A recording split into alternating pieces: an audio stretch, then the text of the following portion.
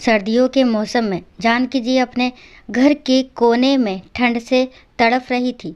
जवानी में उसके पति का देहांत हो गया था। घर में एक छोटा बेटा था। उस बेटे के उज्जवल भविष्य के लिए उस माँ ने घर घर जाकर काम किया। काम करते करते वह बहुत थक जाती थी। थोड़ी सी जमीन थी जिसे वह बटाई पर दे देती थी और खाने के लिए घर में अनाज आ जाता था। उसने अपने बेटे को खूब पढ़ाया लिखाया। वह सोचती थी जिस दिन बेटा लायक हो जाएगा उस दिन आराम करूंगी। देखते देखते समय बीत गया। माँ बूढ़ी हो गई और बेटे को अच्छी नौकरी मिल गई। कुछ समय बाद बेटे की शादी कर दी और एक बच्चा हो गया। अब बूढ़ी माँ खुश थी कि बेटा लायक हो गया, लेकिन ये क्या, बेटे व बहू के पास माँ से बात करने तक का वक्त नहीं होता था। उसकी ज़िंदगी में फ़र्क कुछ नहीं था। बस फ़र्क इतना था कि पहले वह बाहर घरों में जाकर के कपड़े धोती थी, अब वह घर में अपनी बहू बेटे के कपड़े धोती थी। बस ये फ़र्क पड़ा था। माँ के जीवन में पहले वह बाहर के लोगों के बर्तन धोती थी, अब अपने घर में बहू बेटे के। फिर भी खुश थी क्योंकि औलाद उसकी थी। सर्दियों के मौसम में एक टूटी चारपाई पर बिल्कुल बाहर वाले कमरे में एक फटे से कंबल में सिमटकर माँ लेटी थी और सोच रही थी, आज बेटे को कहूँगी, तेरी माँ को बहुत ठंड लगती है, एक नया कंबल ला दे।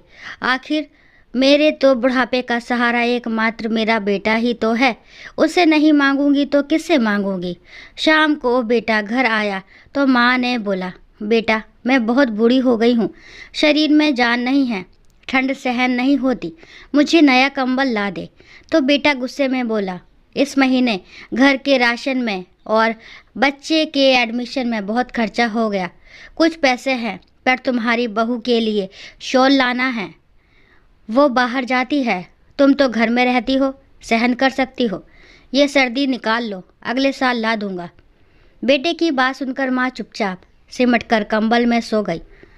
वह रात उसने जैसे तैसे निकाल ली, पर अगली सुबह उसने एक फैसला लिया कि वह अपने गांव जाएगी और अपने बेटे बहू से कोई सम्मान की आस नहीं करेगी। बूढ़ी हूँ तो क्या हुआ, मेरा भी आत्मसम्मान है। मैंने जिस बेटे को खून से सींचा, खून पसीने की कमाई से पढ़ाया, आज वही बेटा अपनी बहू का होकर रह गया, माँ का कोई ख्याल भी नहीं। उसने अपने बेटे से एक शब्द नहीं कहा और गांव आ गई। जानकी ने तय किया कि वह अपने बच्चों की उम्मीद छोड़कर अपनी ज़िंदगी को अपने तरीके से जिएगी। जानकी का शरीर अब पहले जैसा नहीं रहा था। खेत में काम करना भी मुश्किल हो गया था। एक दिन गांव में एक बुजुर्ग सभा का आयोजन हुआ। वहां कई बुजुर्ग इकट्ठा हुए थे और सबने अपनी समस्याएं साझा की। किसी के बच्चे उन्हें छोड़ गए थे तो किसी को बूढ़े होने के कारण घर में बोझ समझा जाता था।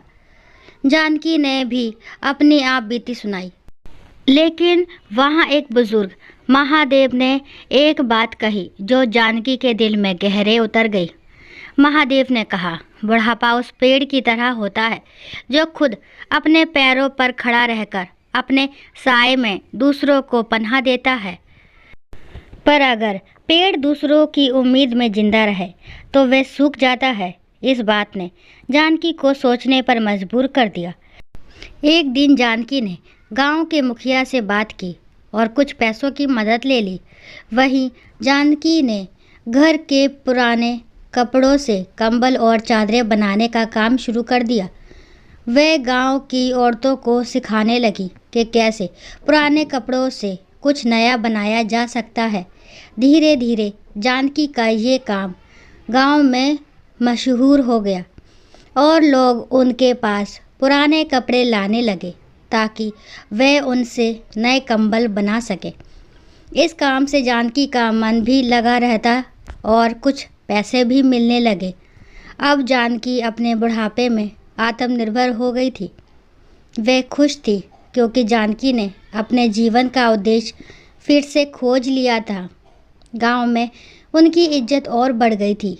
एक बार बेटे ने सोचा कि वे अब माँ को अपने पास शहर बुला लेंगे। लेकिन जानकी ने साफ मना कर दिया। उन्होंने कहा, हम यही ठीक है, तुम्हें चिंता करने की ज़रूरत नहीं। हमें हमारे गांव और हमारी ज़िंदगी से प्यार है।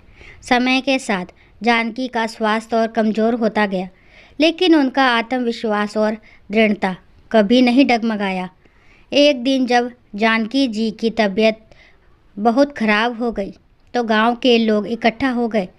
डॉक्टर ने बताया कि जानकी जी को कैंसर है और बचने की संभावना कम है। जानकी ये सुनकर चुप हो गई, लेकिन उसने अपने आंसू नहीं बहाए। हमने अपनी ज़िंदगी जी ली है, अब समय आ गया है कि हम इस यात्रा को ख़त्म करें। जानकी ने अपनी बाकी ज़िंदगी गांव की औरतों को सिखाने और दूसरों की मदद करने में बिता दी। जानकी को हमेशा गर्व था कि उसने अपने जीवन के अंतिम दिनों में किसी पर निर्भर न रहकर आत्मसम्मान के साथ जीने का रास्ता चुना। जानकी जी के मरने के बाद उनके बेटे ने माँ की अंतिम यात्रा में कोई कमी नहीं छोड़ी थी। माँ की बहुत अच्छी अर्थी सजाई थी, बहुत महंगा शॉल माँ को ओढ़ाया था। सारी दुनिया अंतिम संस्कार देखकर कह रही थी, हमको भी हर जन्म में भगवान ऐसा ही बेटा मिले। पर जानकी जी की आत्मा कह रही थी, भगवान ऐसा बेटा किसी को ना दे। ये कहानी सिर्फ बुजुर्गों की नहीं, बल्कि उन सभी की है जो अपनी उम्मीदों को छोड़कर अपनी ज़िंदगी के नए मायने खोजते हैं। जीवन में सबसे बड़ा सुख वही है जब इंसान अपने आप को पहचान ले और दूसरों की मदद करते हुए अपनी खुशियों को तलाश करे। दोस्तों, आशा करती हूँ कहानी आपको पसंद आई होगी। अगर कहानी पसंद आती है तो प्लीज़ मेरे चैनल को लाइक, शेयर, सब्सक्राइब करना ना भूलें। और इस कहानी के बारे में आपके क्या विचार हैं, कमेंट बॉक्स में ज़रूर बताएं। और कहानी को लास्ट तक सुनने के लिए थैंक यू। राम राम, राधे राधे।